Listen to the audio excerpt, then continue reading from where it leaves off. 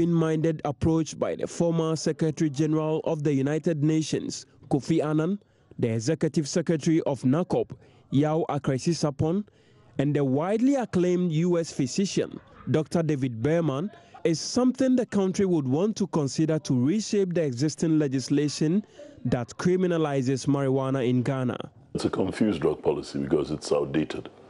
The thing is that the statutes date back to the colonial era, where when there was any problem, then it was a matter of prohibition.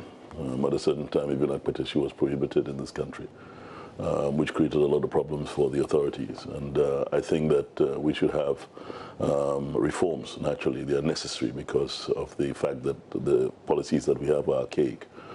Quite a lot of people in prison for drug use, and these people naturally should be looked at from a public health point of view. Counseling and other things should be done, because you put them in prison, they come out and they're recidivists.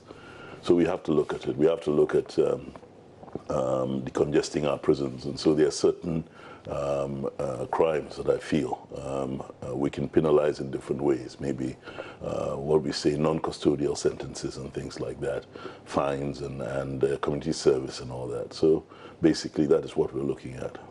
Has been caused by high-profile individuals like Kofi Annan. Yes. In his latest article, I would like to quote what he said. He said, the policies of the last 50 years have helped, among other things, to create a vast international criminal market in drugs that fuels violence, corruption, and instability. Would you say decriminalization would bring us any relief? It's not decriminalization as such. I'm looking at the penalty review of the penalties and things like that. At the moment, the common view is that marijuana is dangerous to the health. I mean, anything that you imbibe is dangerous to the health. Alcohol is dangerous to the health, and cigarettes are dangerous to the health. But they've not been, you're not penalized for drinking. We have to look at that aspect of it. The call for reform is exactly what the Executive Secretary of NACOP, Yao Akresi-Sapon, has been pushing for over the years. His agency spends millions of the taxpayers' money fighting the use of drugs such as Indian hemp, but its use continues. Let us say that we have 100 remand prisoners, just little figures so that we can do the calculation well. What is it? How much is a joint of cannabis? 1 cedi? So each of them had 5 cedis amount of cannabis, right? 100 of them, so each of them had 5, so that's 500 cedis. You take 3 vehicles, police vehicles, NACOP, you fuel them. You take 7 soldiers. You go and swoop the area and you take 100 of them. You parade them, the media comes. Yes, it's a cost to the media coming. You don't cost it. You parade them there, you take their statements, you make highfalutin, triumphant, typical of all law enforcement. Triumphant, we've arrested them. And then you go and put them in cell. You take them to court, they say remand. Typical, oh, we are investigating, so we want to remand them in. And they end up there for 6 months. What would the cost be? You are feeding them on a daily basis in prison. So we have done this over and over again. And the country must sit down and say that is costly. He warns of a growing trend in the West African sub-region where the corrupt and lucrative underground market is being run by even law enforcement officers at the top echelons of power. They are the masters of the trade, but claim to be fighting it. Don't let anybody benefit from crime. And it is the first people not to benefit from crime are law enforcement officers. We should put in place a policy where those of us in law enforcement do not benefit from the crime. A common view is that marijuana is dangerous to the health. I mean, anything that you imbibe is dangerous to the health. Alcohol is dangerous to the health, and cigarettes are dangerous to the health. But they've not been, you're not penalized for drinking. We have to look at that aspect of it. The leaders at the top echelons of power are divided over the issue, but so are members of the public. For many Ghanaians, Marijuana is evil. It's called Abonsam Tawa in a can. That is the devil's tobacco. For me, I stand for decriminalization. I think they should maintain the status quo. Yes, I want them to decriminalize it. Looking at the current status quo whereby you will be asked to go to prison for possession of some marijuana, and then it will be a tag for you for the rest of your life. So for me, decriminalization, yes. Legalization, no.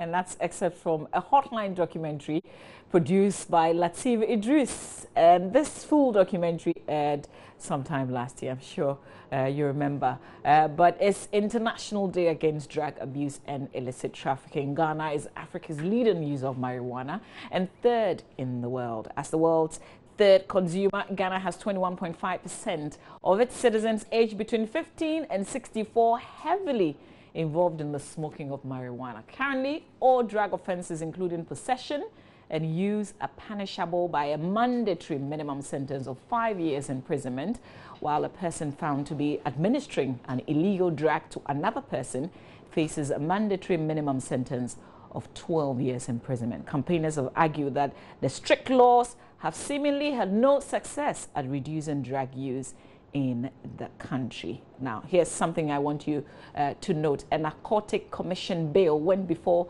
the last parliament.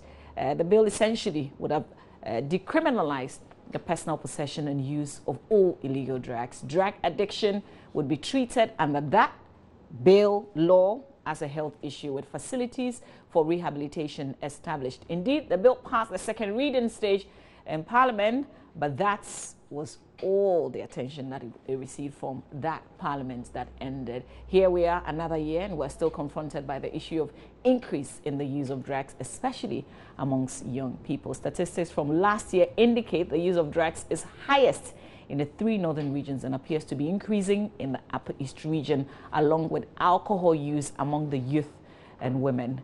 Just before I introduce to you my guests, I want us to watch this from another town that's witnessing an increase in drug abuse. That's Old Tafo, and my colleague Mahmoud Mohammed Nuruddin visited a Zongo community in that town and came through with this report. Juvenile drug abusers are gradually and dangerously taking over the sprawling community of Old Tafo Zongo. Marijuana and other forms of dangerous drugs are becoming common sight to the ordinary resident. This community has a great reputation for academic pursuit, to which many people, both indigents and settlers, are proud to be associated. However, the eagerness in the past of young children to acquire both secular and Islamic knowledge has now given way to social vices. The trend can only evoke pain and tears for concerned citizens who care about the future. On the northeastern fringes of Kumasi lies Old Tafo, which falls within the Tafo-Pankrono constituency. The community, which once characterized by warmth and fraternity of inhabitants, is turning nasty and ugly by the day. I just wanted to be a street boy, not an educated person. What is so exciting? I mean, being a street guy. Because I've been seeing most of the richest men in Ghana here and around the world, they are street niggers. And I wanted my life to be like them, because my role model is a street nigger. And I want to be like him. That's why I choose to be a street nigger. Your role model is who? Vice Cartel. So what drives an innocent child as young as 10 into smoking not just cigarettes but cannabis, and ultimately end up with hard drugs?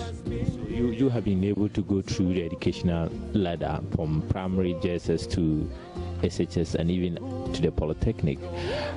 You are privileged, to have gone through this system.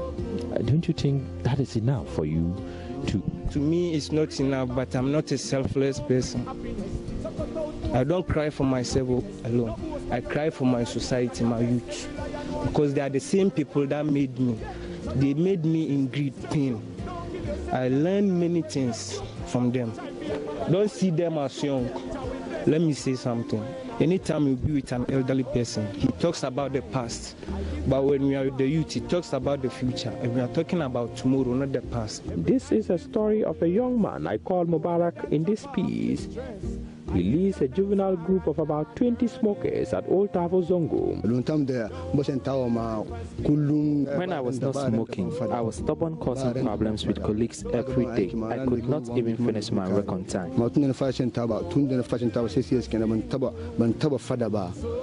the boys want to feel in charge of what they see as their humiliating experience and face the reality of life, drugs prove the singular movement. From a life of grounded poverty, they take pride in substance abuse. As we call ourselves like Muslims in the society, and Islam is about unity. But even from the top acts, the leaders are separated. So how can they unite us? Who tell us to listen?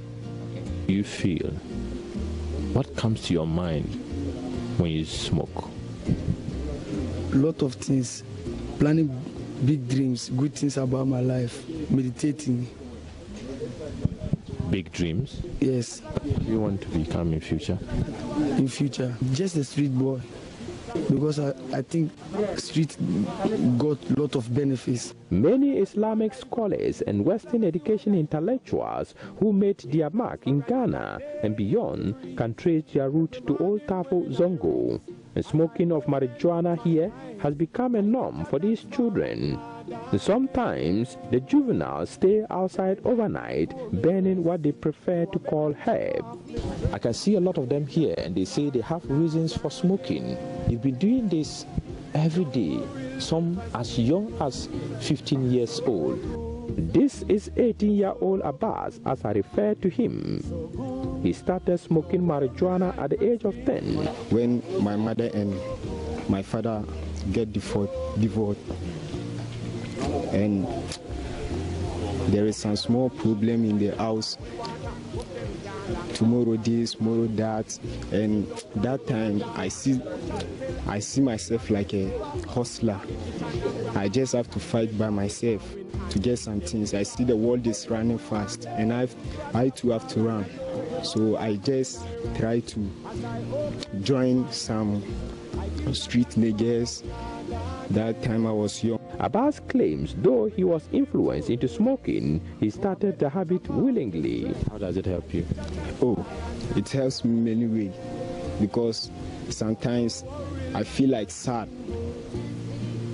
But if I smoke, I feel fantastic. All attempts made to speak to his parents.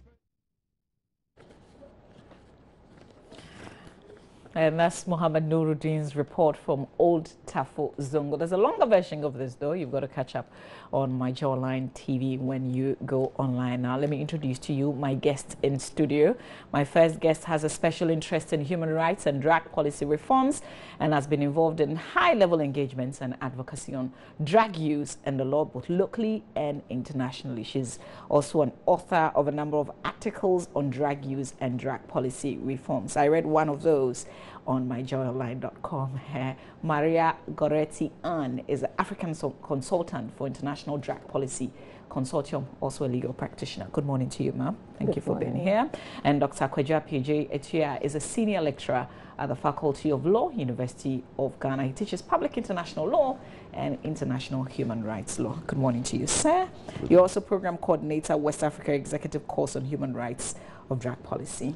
So you are the proper people to be having this conversation with this morning. Let me start with you, Madam Maria Goretti Ann. You belong to that school of thought that says what we are practicing now in terms of the law is strict. Can you explain your approach to us? If you look at our law currently, it's very punitive. It does not give an opportunity for an individual to seek other life-saving opportunities such as harm reduction, treatment, rehabilitation, and all that. We are of the view that if you have a law that is so punitive, that criminalizes people who use drugs, these are people who need help sometimes. Let me say that people who use drugs are not necessarily, it's not everybody who uses drugs that needs treatment. There are some we call the problematic users. There are those who are recreational users. Now, what we are saying is that those who are problematic users will need some kind of help. Instead of dumping all of them in prison, let's give them the opportunity to seek help and treatment, and that will help them a lot than dumping them in the prison, because there are no facilities within the prison that can help them address that problem. And so we are of the view that decriminalize, give them alternatives to incarceration, because when they go to prison, they learn all sorts of things, they come back even worse off than they even went in. So that is our position as civil society. And I realized also that you were following keenly the narcotics bill that was sent to Parliament. So I'm sure you would know why this wasn't passed in the last Parliament. Yes, that's true. Actually, it went to the second reading, and unfortunately, Parliament had to break for the elections. And when we went for the elections, the incumbent lost to the current government. And so when they returned, the actual plan was that with civil society, the agreement was that when they come back, then the law will be passed into, the bill will be passed into a law. Unfortunately, when they came back, the majority, then those, the current government, the majority thought it would be wise to allow the new government to take over things, since they are coming to implement the law, to see how, also assess the law and see if there are inputs they need to put in before it passes into a law. We'll get into some details, but let me engage you now, Dr. Appiah. Can you take us through what the global laws are, because Ghana is not an exception? Well, globally, we have three main international treaties that regulate drugs. We have the 1961 convention called the Single Convention on Drugs. That deals with narcotics. And then the second one is the 72 convention that deals with psychotropic substances. And then the third one is the one dealing with illicit trade in drugs, both in the context of narcotics and psychotropic substances. Incidentally, Ghana is a party to all these treaties. The treaties are based basically or informed by the prohibitionist approach, which is the criminal law approach, whereby the idea is to see drugs that has to be used only or basically for scientific purposes and medical purposes, not in any sense connected with recreation. And in that context, if you are caught using drugs which are not licensed, then you are given the punitive measures. In other words, you are criminalized, you are taken to court, you are prosecuted, and you end up facing long prison sentences. This was an approach which was initiated during the time of President Nixon of the United States in the 70s, and when he declared a war on drugs. And that approach has been found to have not worked for the past 50 years or so.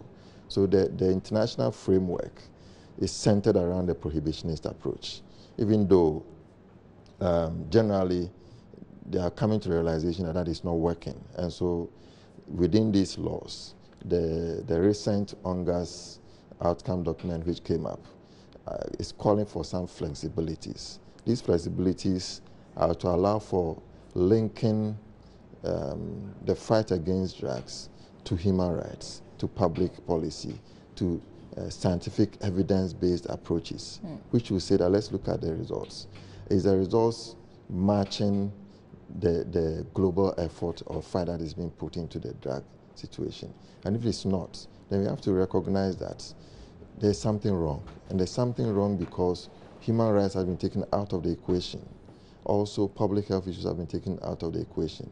So when we put this together as a collective and realize that there are also international laws dealing with, on human rights, international laws dealing with public health and so on, then we're able to draw a fine balance between all these elements, and that will help in giving a new face to that fight against drugs. Help us appreciate how human rights is impacted, because these are individuals who are on their own taking these drugs.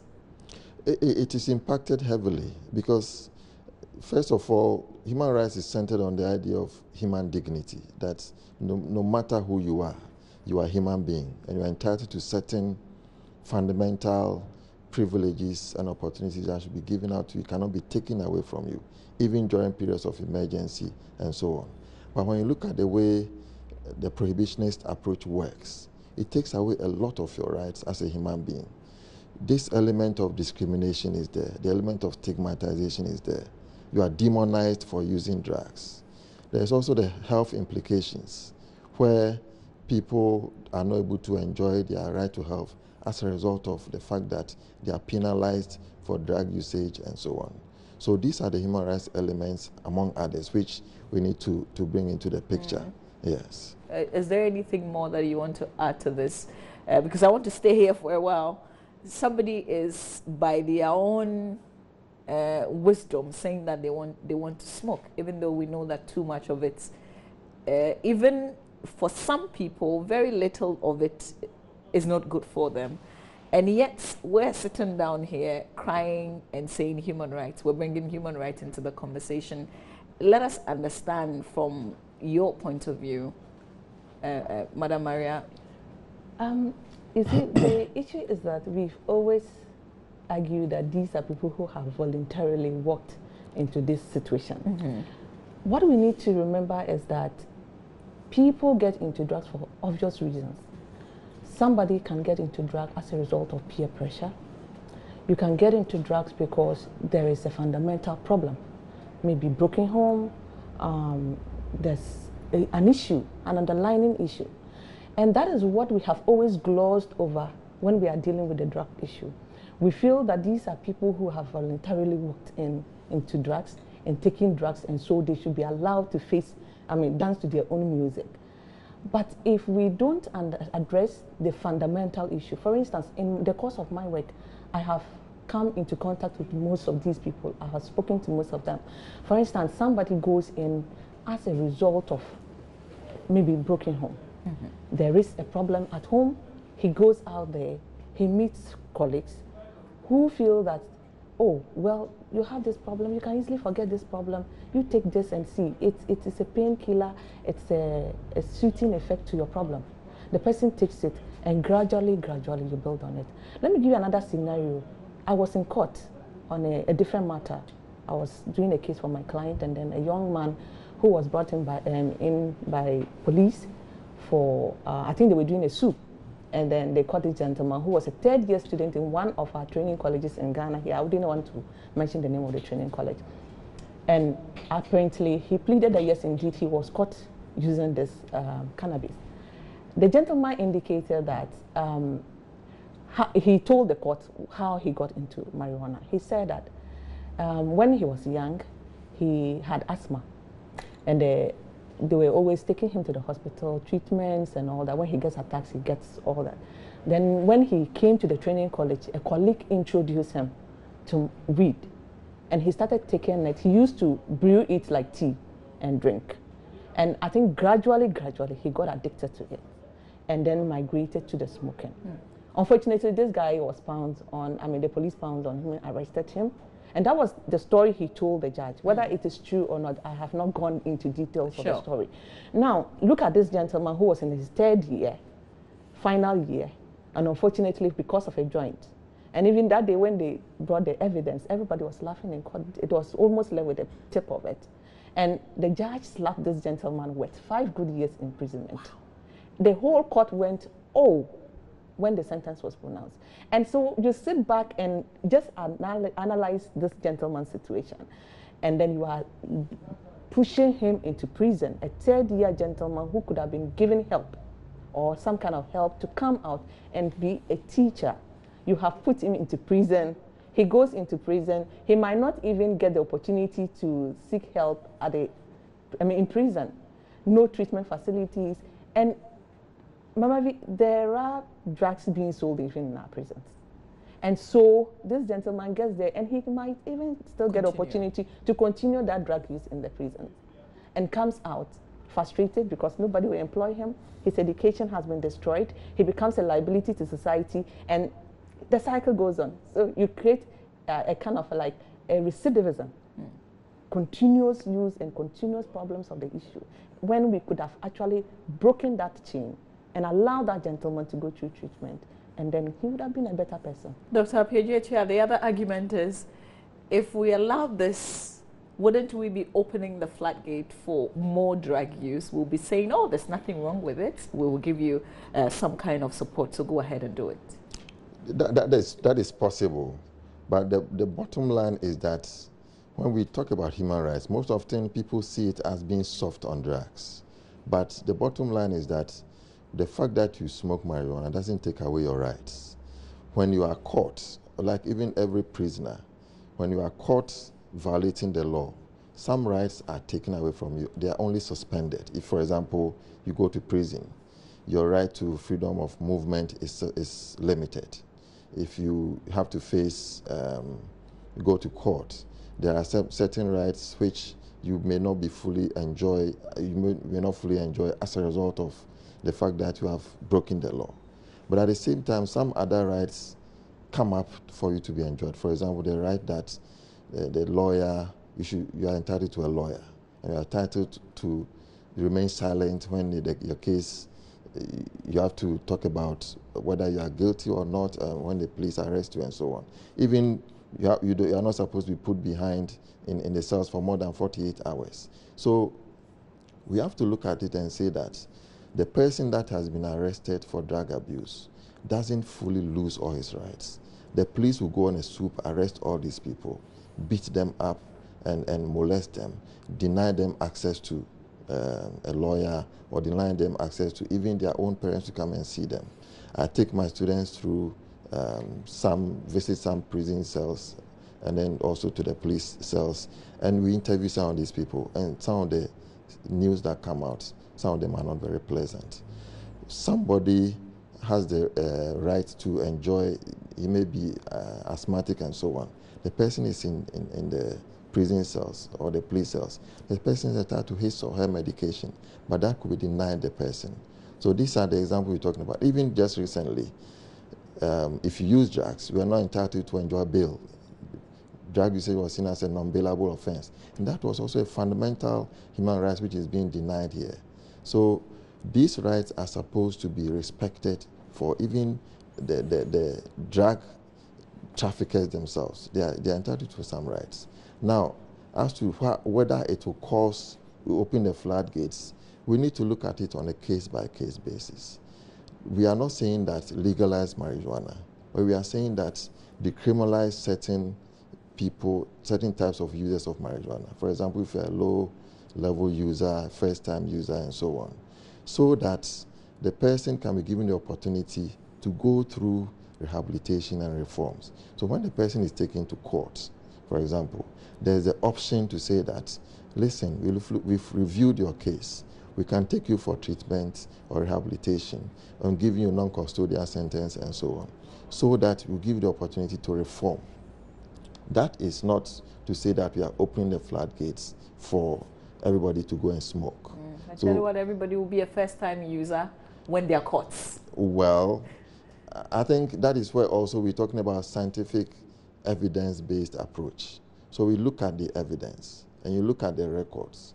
And so it calls for taking gradual steps at a time to be able to identify who is a first-time user, who is a regular user. Of course, the doctors are able to identify if you have been using drugs for so many years. And if it's in your system, they can testify to that. So these are means that could be used. And that is why we are saying that there's that linkage with health, that linkage to human rights, and so on, which, when they are applied properly, will help to solve or deal with the problem. Madam Maria Gorotian, we used to be #1 at some points, but we've come down to #3 in terms of marijuana use, unless what I read is not exactly correct. Yes, we used to be #1. Let me say that the World Drug Report is out. The 2017 has just been launched. Okay. And if you look at the report, we are #3 globally, but we are #1 in Africa. So I think the position has been maintained for last year and this year. Okay. We are still #1. But I think was it in 2014? 14 we were #3. So, but we were still using these same laws. I'm just trying to make the argument that maybe we don't have bad laws after all, because if we managed to come down, then something was working for us. Mama V, I don't think we have come down. We were #3, and we have come #1 2 times. 2 consecutive years we have been in #1. We have always used these punitive measures, and instead of us to come down from #3 maybe to #5, we have maintained number one for 2 years. That means that there is something wrong because we have continually used a certain method and we are not getting it right. Meaning we need to go back and sit down and assess the whole system and see what are we not doing right. It's just like what Einstein said, that madness is when you begin to do something, you do it continuously, you get the same results. Instead of you to review your method and see where you are going wrong to probably redo it again and get the right thing, you keep doing it the same way, thinking that you'll get a different result with the same method. And so I feel that there is something wrong. And over the years, we have seen this. Let's go back to Portugal. Portugal was in the same situation. They sat back and assessed the situation and said that, let's look at what we are doing. Maybe probably we are doing something wrong. Portugal took a U-turn. The whole world turned against Portugal and said that they were going to produce a hub in Portugal. Now today, what are we seeing from the reports? Portugal drug use has come down from the statistics. Petty stealing has reduced because remember, drug use and stealing sometimes go hand in hand because the tendency for one to support the drug use, the problematic drug use is high because you have to now move out of home to begin to steal petty things to be able to fund your drug use. And when you look at the statistics from Portugal, it has reduced drastically in terms of cases of petty stealing that comes before the court in relation to drug use. Now, if you look at HIV infection among people who use drugs, has also drastically reduced. You know, we have always focused more on the weed and stuff, but we've forgotten that cocaine, marijuana is also a problem because heroin, for instance, the mode of intake is injection. Most of them usually share needles. They share all sorts of objects. And so the tendency for them to spread HIV/AIDS as well as hepatitis is very high. And now the WHO report says that new cases that are coming up in terms of HIV infection, majority are from people who are using drugs. And that is something we need to focus more on because the antiretroviral drugs are very expensive. And so if you have your population getting HIV/AIDS, look at the amount of money we are going to put in. So this approach, support, don't punish, what you're preaching now, is it the same approach that Portugal used? Exactly. So the Support Don't Punish campaign is basically a global call to create awareness about the harms and the consequences of drug use and how we can probably move towards the public health approach and human rights approach. Okay. So it is a day with, it is always celebrated every 26th June alongside with the World Drugs Day. And the main reason was that we need to change the narrative. It should not just be the prohibitionist approach. Let's look at other approaches that have worked in other jurisdictions. Have we tried to test this approach? Just a little bit of it even in Ghana? I think what we are now doing is with the bill. We are trying to look at the bill, how we can incorporate this into the new bill and see if we can take steps to address it in that perspective. Doc, one critical area, if we were to implement this, would be the rehabilitation. Now, I don't know how many centers we already have and how well equipped they are if we decide to go along this line. Rehabilitation on the government side is very weak, if not non-existent. If you go to the mental hospitals, there's some form of rehabilitation going on there. But where we have a facility specifically devoted to rehabilitation, they are only run by some few private organizations or religious organizations. At least I know 2 or 3 within Accra area, Tema area, where these are run by religious organizations. And they use a mix of some conventional approaches as well as some religious approaches, sometimes through prayers and reading the Bible and so on. So the government has to look at that element very critically to be able to say that we need to have a rehabilitation center, well-equipped, state-of-the-art rehabilitation center that's devoted to helping with the drug problem. There's a lot of money that is being channeled into paying for police soups. It costs a lot of money. The money that is paid to take these people to court every day, even the lawyers that prosecute them as well as the money spent to feed them in the prisons. If we put all this money together, it's a big amount of money. And I'm sure when the government initiates such a step, they will get support through the UN Office on Drugs and Crime and so on, to be able to set up such centers, and it will make a whole lot of difference. Some countries have started it. If you go to Senegal, you go to Kenya, and so on. And I think it is about time that the government also took up such an initiative. In practical terms, how would this work? And we can use the example of, if you look at my colleague Mahmoud Mohammed Nuruddin's report from Kumasi, where there are these young people who are involved in smoking.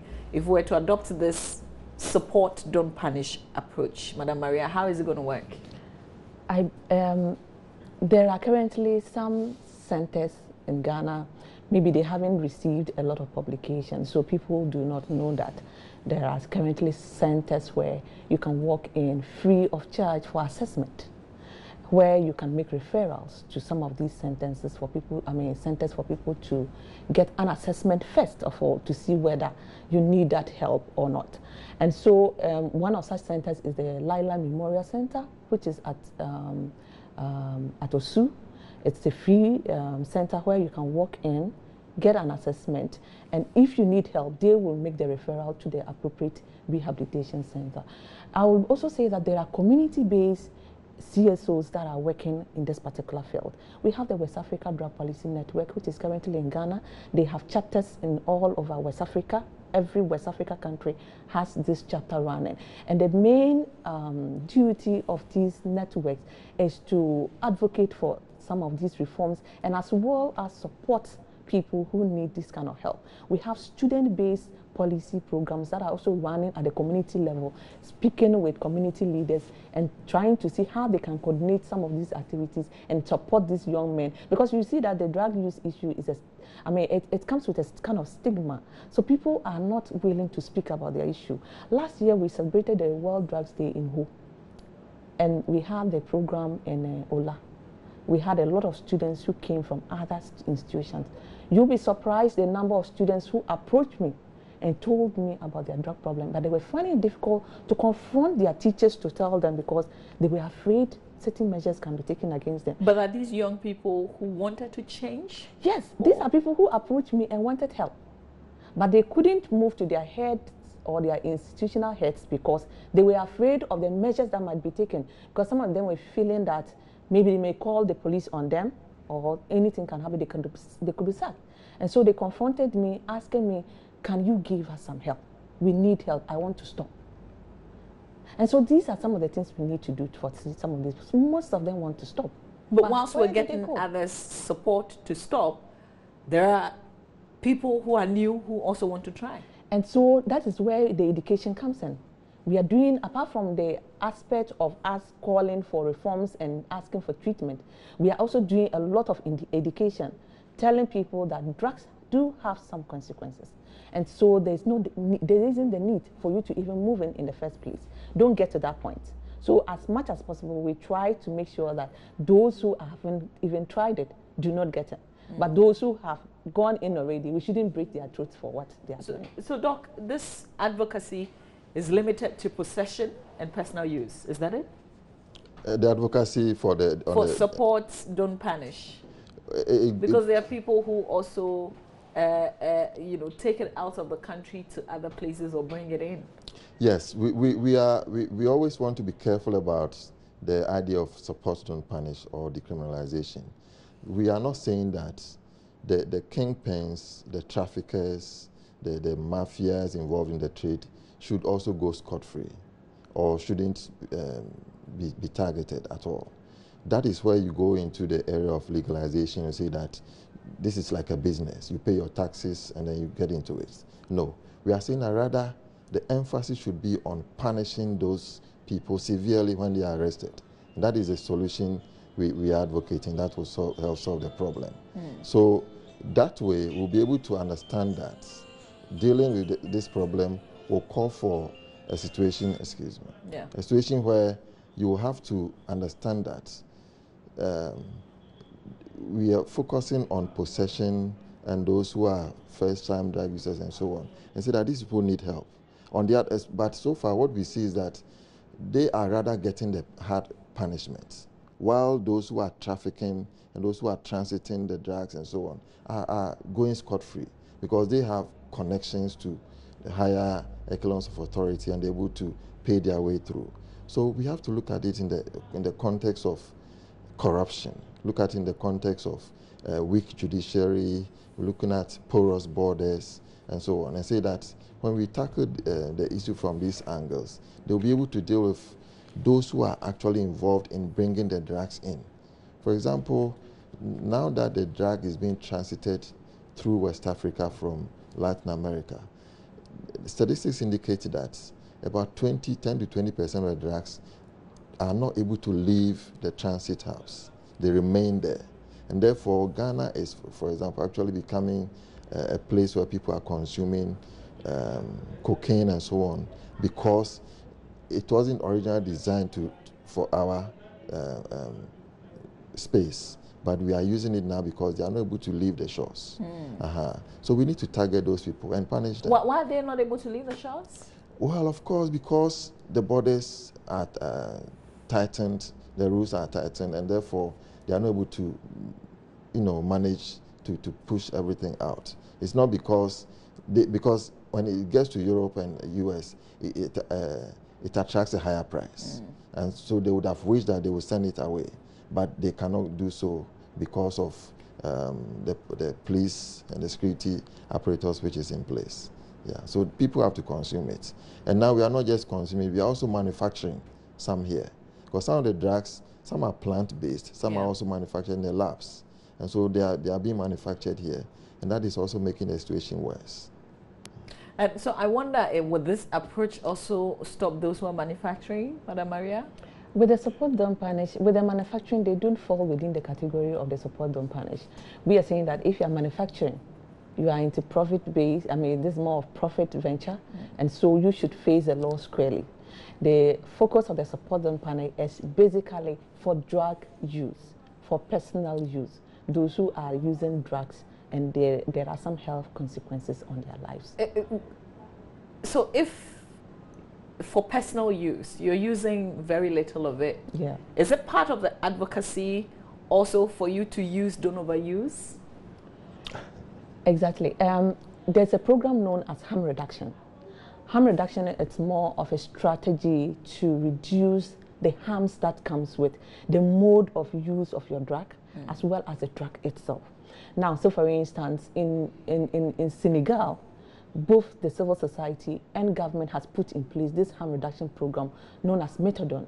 Methadone is a drug that helps you to reduce the craving for cocaine. But it's also a drug. It's a drug. Now, so if you are addicted or you are a problematic user, you are put on methadone to help you reduce the craving for the drug. And gradually, some are able to go off. So these are strategies that we are saying that we should be implementing. There's also what we call the needle and syringe program.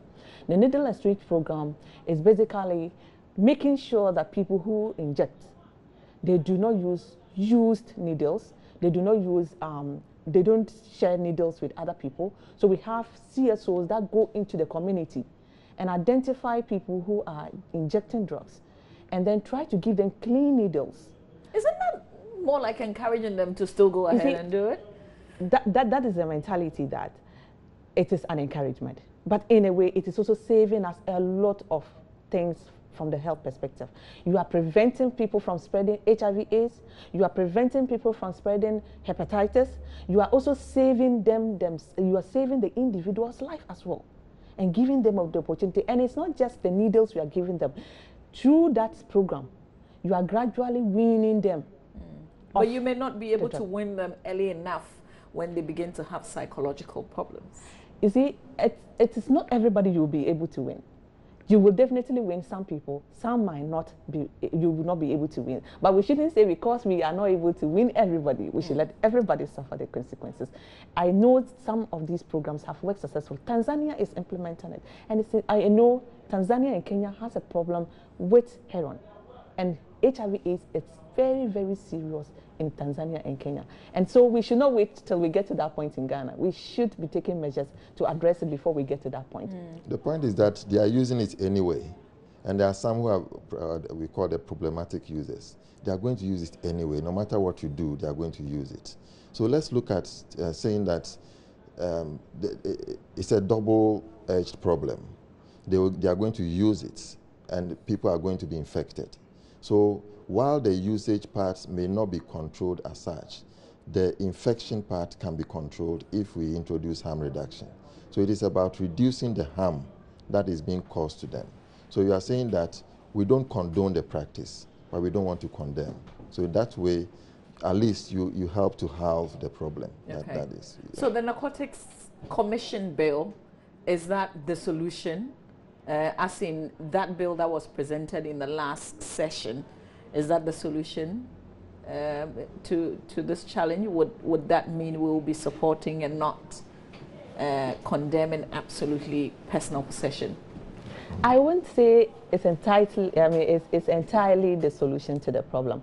What this bill, if it should consider these policies that we are advocating for, it's being implemented in the law or is passed into a law, then it now gives an opportunity for people who are working in this area, that is harm reduction area, to be able to implement. Because if you look at the bill, it says that even if you administer or you have paraphernalia of these kind of things like needles and strangers, you are criminalized. So if I am into harm reduction programs and so the police happen to do their sweeps and they walk into my facility and I have this, I can be charged for that. That would be illegal under the current laws. Exactly. So if we implement this law and it currently considers this aspect, it will mean that you give an opportunity to NGOs that are working in this field to be able to help, to come into the situation and help. Okay. It is also going to help in terms of reducing the number of minor, non-violent drug users who end up in prisons. Okay. Right. And so it's going to reduce the overcrowding that we are seeing, because if you look at the statistics, most of those who are in prison, mostly for drug related issues, are usually the minor non-violent offenders who end up there.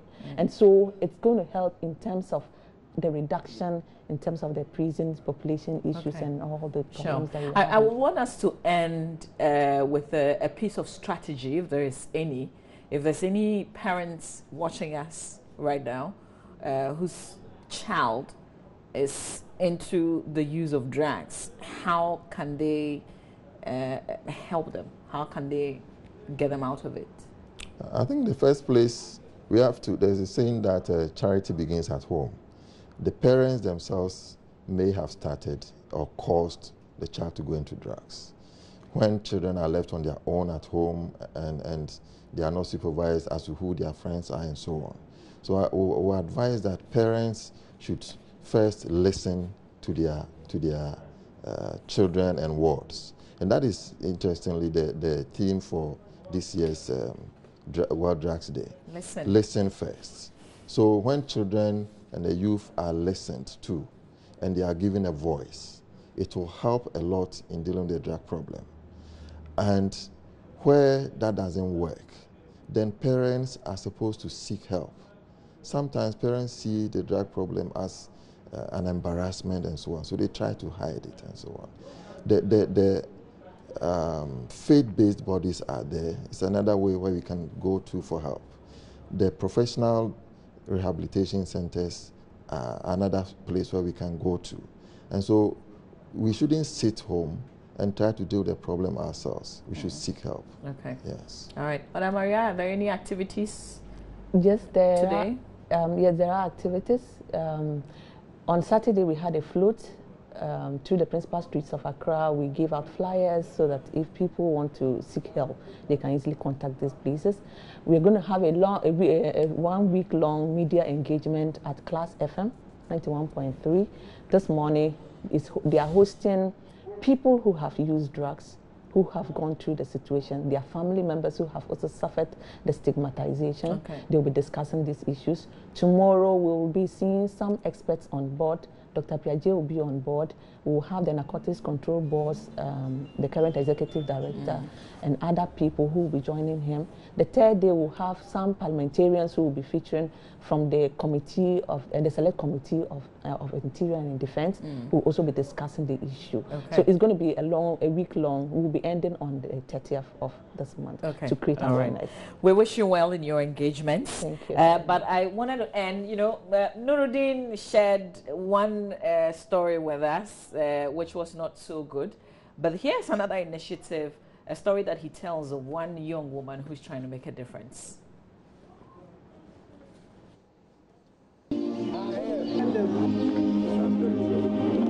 When I want to go to divinities now, because where I off to, I need other things which are going to help me build a stronger paradigm in my head. And I don't think I'll have time for these little issues. And okay, for what I've been saying, marijuana comes as a hobby for what I've been taking for a while in the weekends. That was started from when I was SHS. So started smoking marijuana at the SHS? It's SHS, whereby at the SHS that I used to be celebrating marijuana for a weekend celebration, and that seems like they pretend that I've been a person that have been involved in addicting about that drugs. Drug abuse in Ghana dates back into decades, despite its illegality and crackdown by the state. Over the years, security agencies have been on the lookout for drug peddlers and users. Many of those who get arrested and prosecuted are considered the small fishes, mostly the users, while the kingpins behind the illicit trade get away. A new scheme to rescue and rehabilitate substance abusers has been initiated. Police personnel in the Ashanti region, mainly drug fighters, have undergone training to prepare them on how to handle drug addicts. Instance where he's an addict, but mentally not correct, and it's not all of us officers who are aware of it. The good news, however, is that an individual has established a foundation specifically to cater for reforming addicts. Lydia Abina Menu's foundation has become home to about 100 addicts of marijuana. Seated here are people whose lives have changed for good. On a daily basis, recovering drugs addicts queue up here for their drugs. The brain behind the initiative decided to act following an encounter with a drug addict. One day I met a mentally challenged person in town, and he asked me to give him money. So I spent a little time to interact with him, and I realized that he has a problem. That is why he was a drug addict. He has a problem in the house. So because of the problem, that is why he always go out to smoke. And as a result of the smoking, he got the psychosis. Kwame Eduse and Efa David are here for treatment. But when I leave here, no, I will not bother myself. That's why I say I'll be advising those who have been taking for that smoke or alcohols. For living here, I see that it's not with the regardable regards for any whomever that it be outside or it be that be involving here. Going back to school to get myself back on track. Though they look tidy, they are carrying baggage of regret, a heavy one. Marijuana had made them slaves, and they continued smoking. They, however, stopped the very day they were brought here. For Lydia and her workers here, this is what they hope for each day. They want their patients to remain clean and also encourage others to join them at the rehabilitation center. This building can accommodate more addicts, but it has been abandoned due to lack of funds. Mahmoud Mohammed Nuruddin reporting.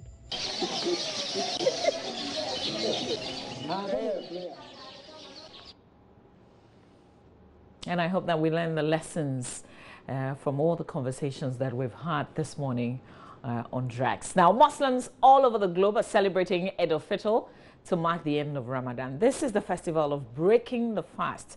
To commemorate it, prayers are offered in the morning at the mosque with reading from the Quran, and that's exactly where we've packed Roland off to this morning. So Roland is joining us live from a mosque. This is the Bastan Ahmed of the Ahmadiyya Muslim Mission in Ashoman. Good morning to you, Roland.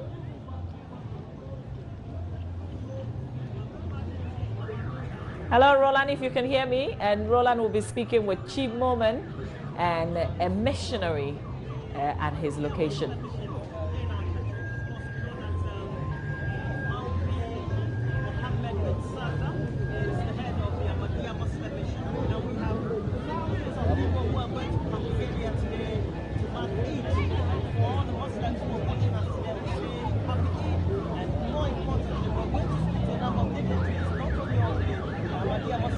But also youth leaders and people of many great repute who have had a strong faith in this religion, making sure that they promote the subject of the Ahmadiyya Muslim mission in our country. This has been the ground for which many years they've been in a position where they come to congregate annually to make sure that all the with Roland. So we're going to work on the sound and then we're going to link up right back. But I do have a gentleman joining me in the studio this morning to give us some real good tunes. His name is Kweku Afro. If you've never encountered him before, well, he's a versatile young Afro-pop musician and he's joining us on a holiday like this on the AM show. So do stay right there.